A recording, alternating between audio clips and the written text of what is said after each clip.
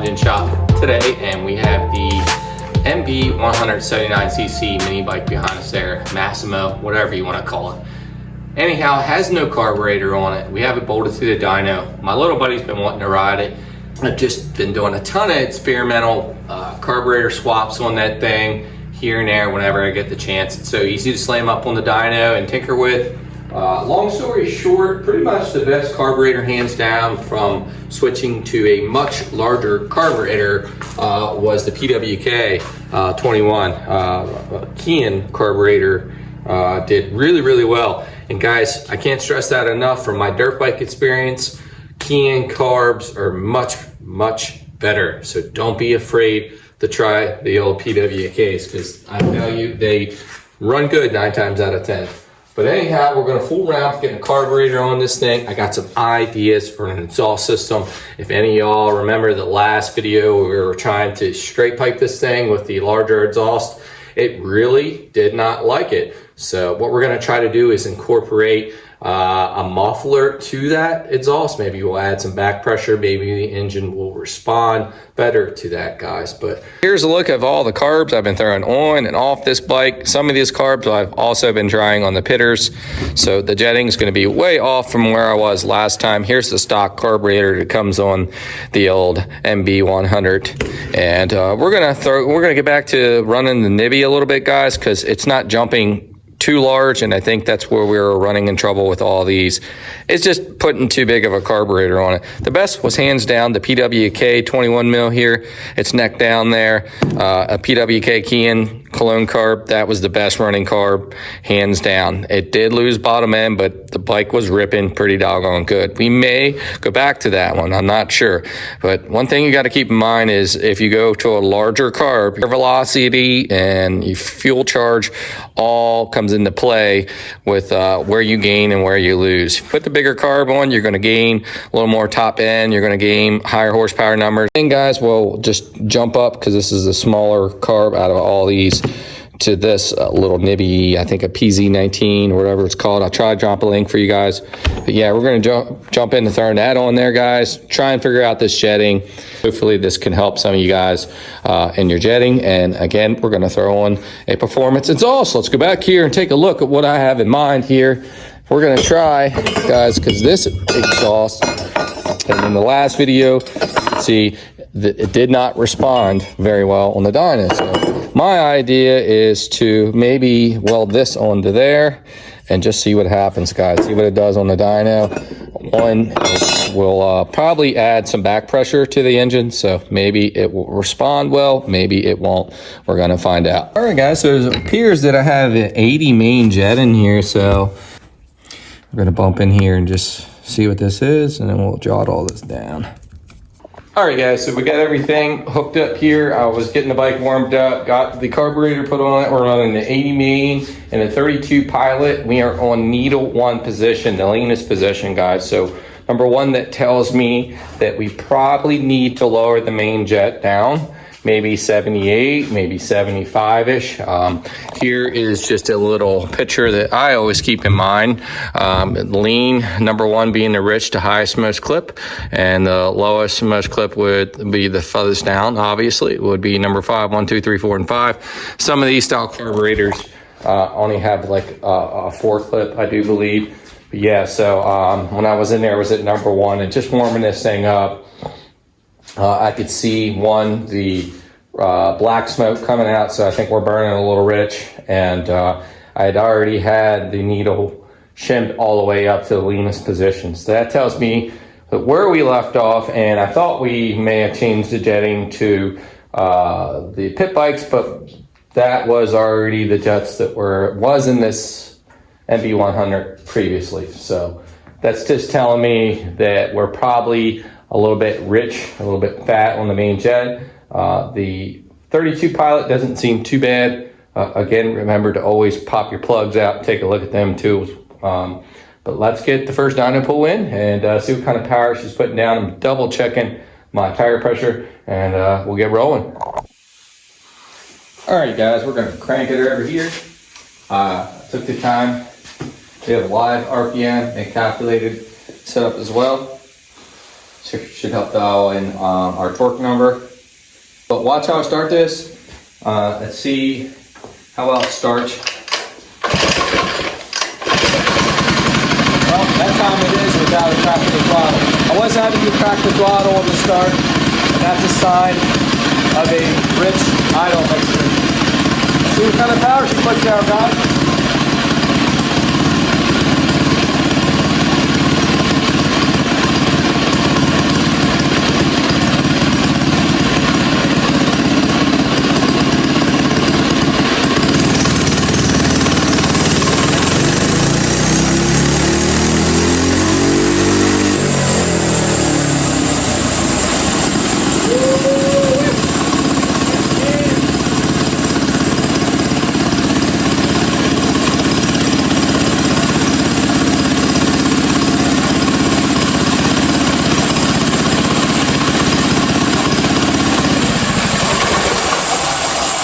Tire's still spinning, so that means the throttle cable adjustment needs to be adjusted a little bit on the throttle there. That ain't no big deal. We're just adjusting the slide a little bit, and you will have to do that a little bit from time to time.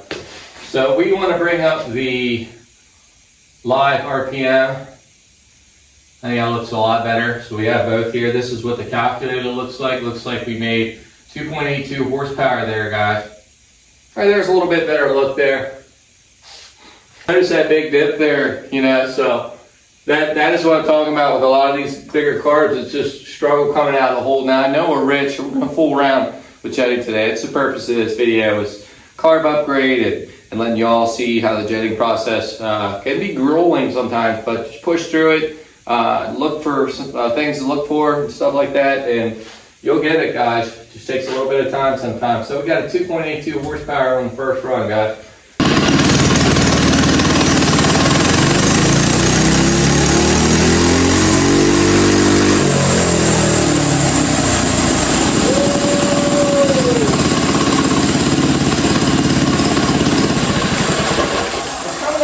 Better than what I remember, so there's that. Again, guys, you're going to see this dip right around 4,000. So that's where it's struggling. It's struggling right around 4,000. There's a big dip in the curve there. So 2.8 horsepower. How accurate is that, guys? We'll do one more run, see if it starts falling off right away. That kind of tells us, even without an air-fuel ratio, like if I take 2, 3, and 4 runs and then it's 2.8, and then it just drops off, well, that's showing that the bike is getting up to temperature, leaning out ever so slightly a little bit, and that could mean it's a little bit lean fuel mixture there, guys.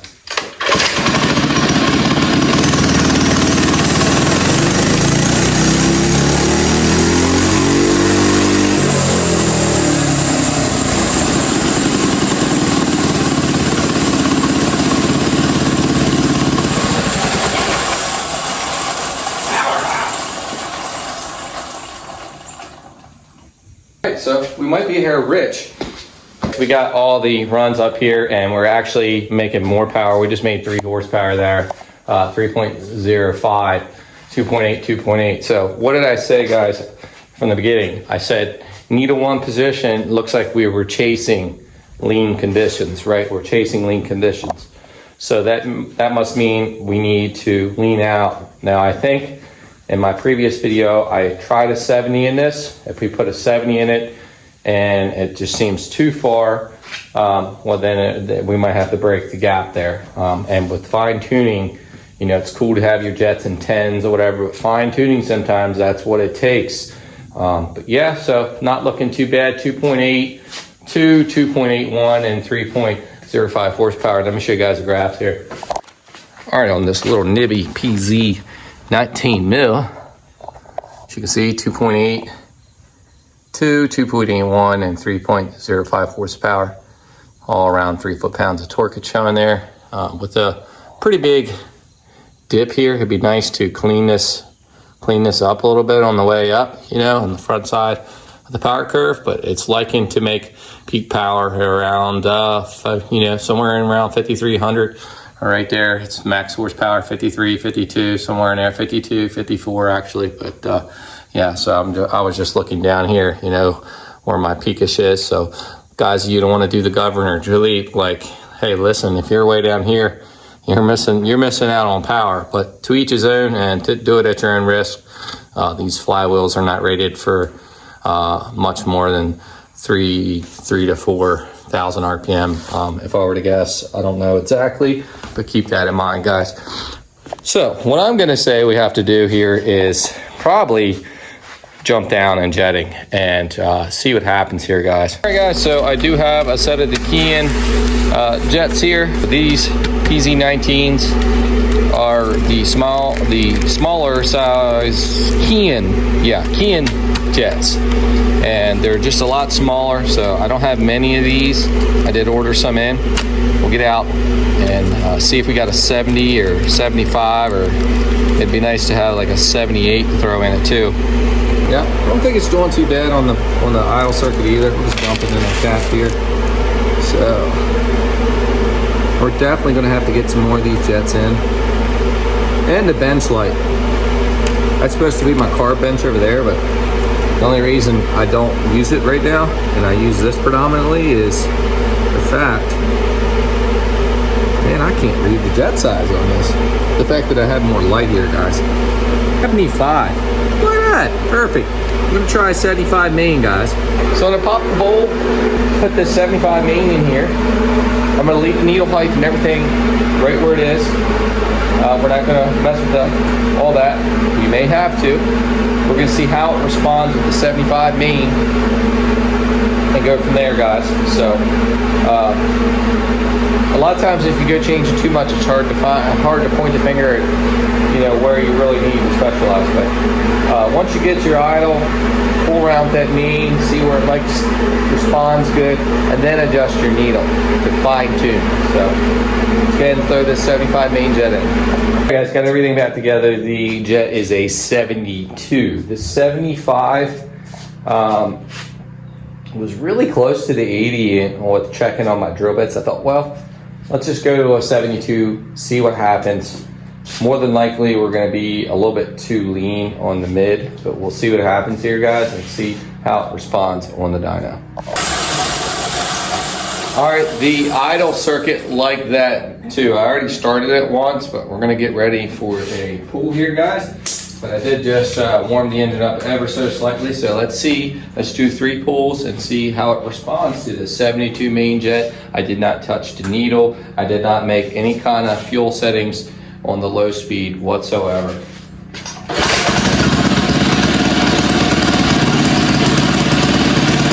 Starting way better.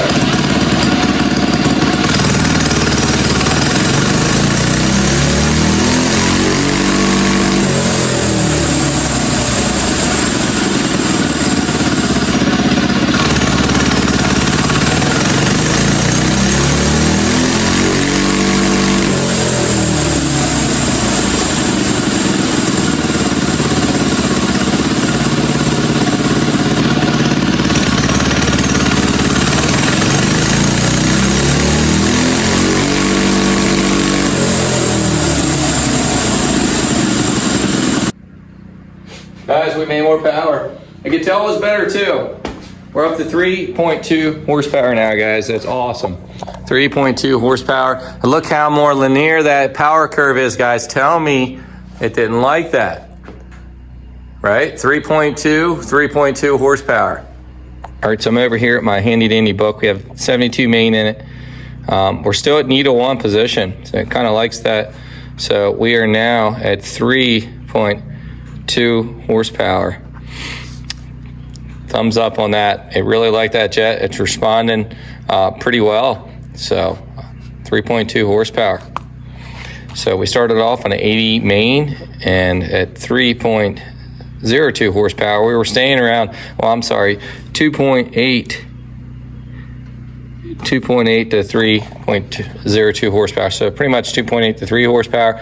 Now we bumped up to a steady 3.2 and almost a 3.3 horsepower because we had 3.28, but we'll just keep it 3.2 for now. See, here are 2 pulls. Our one didn't read right, but we had 3.2, 3.2 right here. Remember the dip I was talking about? You could feel it on the dyno. Now that's the curve we should be looking at. So 100% you can tell this carburetor is starting to get dialed in now. The peak power didn't change at all here. We're still making that about the same. We just made more horsepower. That's it. The interesting thing, it said that we dropped a little bit of torque from that 2.18 read, but that could be just a little spike in a torque reading there. But mainly we're looking at horsepower because that's what stays very, very accurate on this inertia dyno. But yeah, so the dip on these two pulls here, see this dip down here?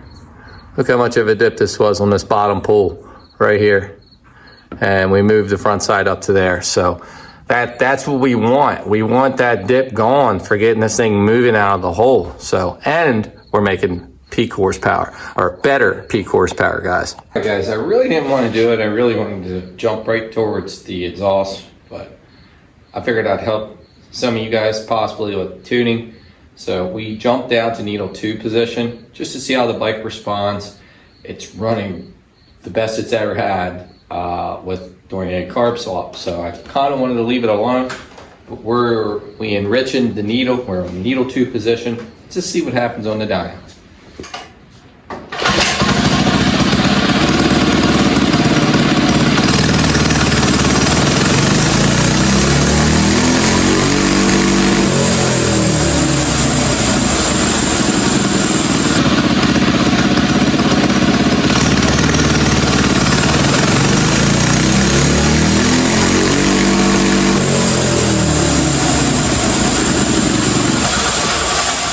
What we wanted, guys, even more power.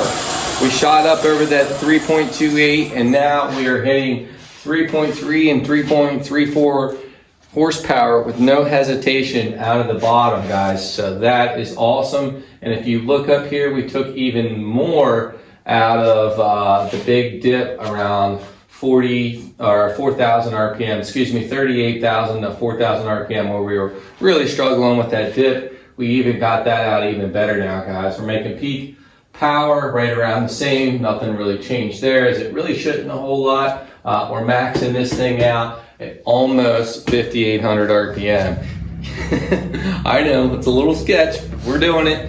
And she's holding together, guys. So I think we're gonna stop at that with dialing this thing in, guys. So it would be needle 2 position. We're gonna change it back here in the notes so we don't forget. Needle 2 position on the needle. We have a 72 main in this thing, running the 32 pilot on the PZ19 carburetor, and it seems to be doing pretty good. All right, I'm not gonna bore you with too much more here, but here's the dip, the very bottom dip here. If you can see this, with all these rods up here, that's about where we were when we started.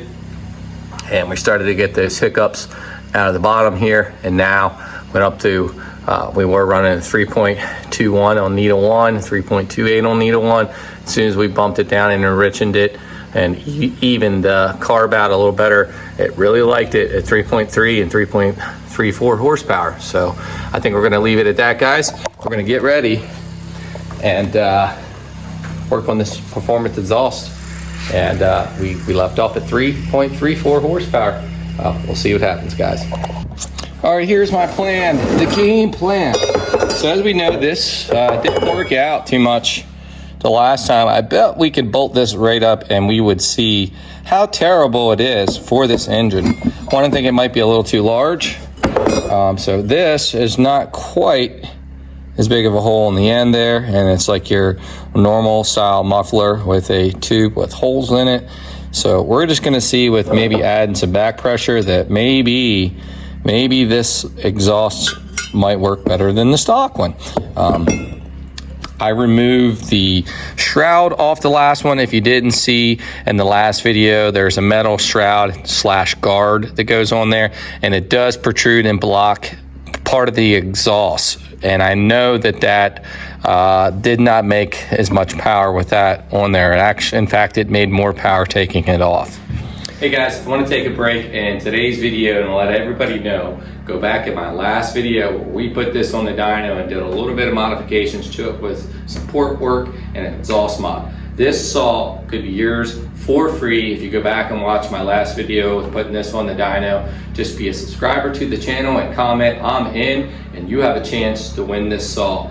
This is just a appreciation to all my subscribers, new subscribers coming into the channel. We hit 1,000 subscribers a little while ago. I'm very proud of that, and I thank you all for coming along. And it's just a little token of my appreciation for you guys. Everybody can use a chainsaw, right? Come on now. It is a pretty badass chainsaw too, guys. All right, guys, we just whacked that piece off there. I'm gonna put a couple welds on this thing. Fold it up and see what happens. It almost would screw right in there. You could tap that and it would screw right in there, and then you could still take it off. But we're just gonna weld it.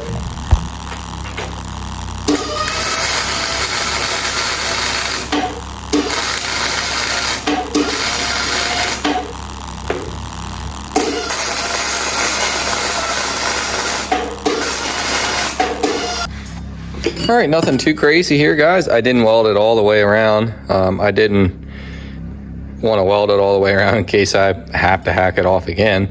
And if it makes good results, we can pull it off and weld the thing all the way around. It's sealed up pretty good to where I don't think that minute leaks that come from that, if any at all, will even hurt a thing. So we'll get this ready to bolt up. Definitely a lot heavier. Prototype exhaust. Watch out. Oh, woo. That's gotta be like 30 horsepower. Don't look too bad, guys. Don't look too bad. Let's see what she sounds like. Let's see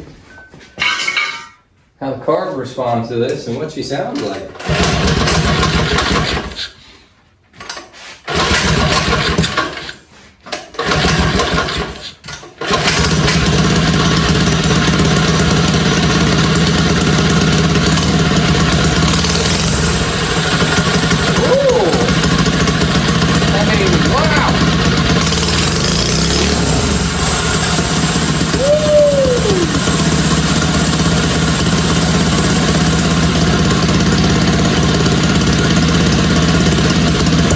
Sounds too bad.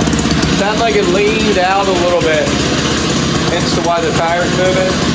We're not going to make any adjustments at all. We'll see what kind of numbers it puts down. Guys, let's see what we're about here. We got the performance exhaust on here. Did not touch a thing on the carburetor.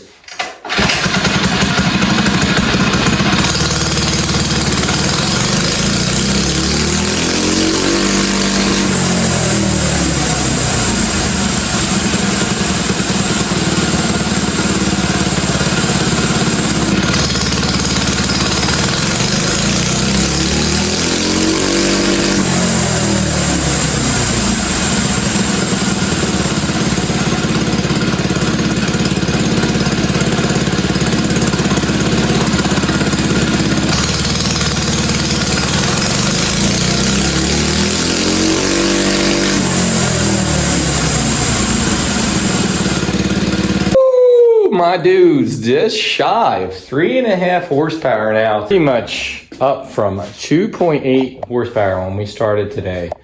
Now I can't remember back when we had this bone stock. It was like 1 point something horsepower, 1.5-ish. I don't know, I'm guessing, but somewhere in there. So we have definitely picked up some power. The pipe did way better with the back pressure. So that just goes to show. It's kind of like this, guys. You know, a lot of times you would think just putting a big open pipe on such a small displacement, there's measures that you make, technical measures that are way too, that I can't explain. I'm not smart enough to explain, but I kind of have a general idea in my head how it works. Air in, air out, like a dragster per se, where it's just killing on the top power, you know. All you're doing is running wide open down that drag strip. Well, that you could get away with something like that. You're not going in and out of trails and through various RPMs, mid-range, low range. None of that really matters. So then you could run that open exhaust and probably achieve for more power. Like I said before, where you lose, you gain, where you gain, you lose. You got to keep that in mind. So there's like this balance in the performance field that you really got to pay attention to. So before you sell yourself, like there's a ton of testing in it. But guys, I'm going to flick the lights off here. We pretty much got this thing up to 3.5 horse to the rear wheel now. That is freaking awesome, guys. It's impressive coming from a little over 1 horsepower to the rear wheel. The governor delete really helped. Of course, the carb swap. Now the exhaust, what, almost 0.2 horsepower just with bolting that up. Now, could it be fine-tuned jetted? But I think for today, we're gonna leave that alone. Turn the light off and take a look at these results real quick. Woo. Prototype exhaust. There you go, guys. Buy that and that muffler for this MB100, weld it together. It pretty much will screw in there too. But yeah, performance gain right there, guys, and it doesn't sound awful. All right, so we have where we started today, big dip right there, 2.81 horsepower. Made our way through with jetting this thing properly, bounced up to 3.43 horsepower, 3.42, and then we finally hit a 3.48 horsepower, guys. So yeah, definitely made some improvement with this exhaust. So that's awesome. Hopefully that helps you guys out. I don't think there's a whole lot of performance exhaust for this MB100, but if you put these two exhaust systems together, I'll try to put them in the links in the description if I can find them. If not, I do apologize. You can hunt around on Amazon, I'm sure. But yeah, so that just goes to show, guys, we are killing it today. It doesn't always happen on the dyno. Yeah, I try to be straightforward. And, and one thing I want to put out there too, a lot of times that guys are like, oh, I can't believe my chainsaw wasn't 6 horsepower. Or I can't believe my bike didn't put down 22 horsepower to the wheel. Joe Schmoes does. Guys, every dyno could be a little different. There are crooks out there, all the above. So going for the high number is okay, it should be somewhere in there, but don't go looking for that. Show up at your tuner, see where you start and where you finish. Show proof of that. There is where the proof is in the pudding. Okay, your improvements. I don't care if it said this was 90 horsepower and we started out at 89. We made a horsepower improvement. You understand what I'm saying? So I'm just saying, don't get caught up on the overall number. Get caught up on the overall performance. Well, I think Junior will be happy. Aesthetically, it's not a bad looking exhaust system. It really isn't. This was just one for, I think, like the Predator engines, if I can't find the links. And I think this was one off a kit for these engines here. I found on Amazon as well. So I'll try my best to find the links, link them down there for you. But yeah, definitely made out here today, guys. That is awesome. The old MB100 is putting down easily over 1.5 horses. And, when we first started dyno, and so that's awesome. We're putting down around 3.5 horsepower to the rear wheel. All right, guys, nothing too crazy to go over here, but we started out today with our 80 main, dropped down to a 72. We got lucky and got right in where we needed to. We were at needle 1 position. We dropped the needle down to needle 2, started gaining more power. It liked since we took the high jet down, it liked a little bit more fuel back on the needle, and we were gaining power, guys. And we put on the performance exhaust system and bumping up to 3.48, almost 3.5 horsepower. That is awesome. It was a great day on the dyno today, guys. Like I said before, it doesn't always happen that way. There's absolutely no doubt that this thing makes more power.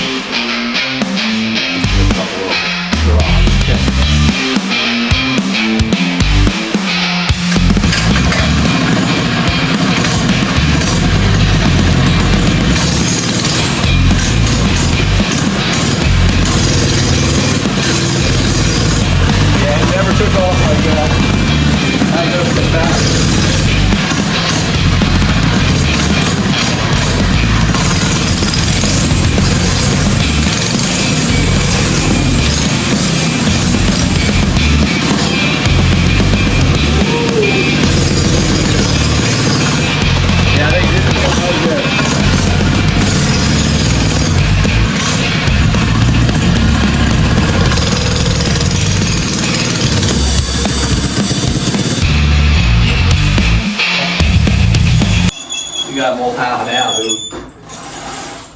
I have to button up some hoses and stuff here with some zip ties. Alright guys, that's going to be it for today. Hey, if you're new to the channel, don't forget to subscribe, turn on the bell notifications to be alerted for future videos to come. Comment down below, guys. Give me a like. See you next time.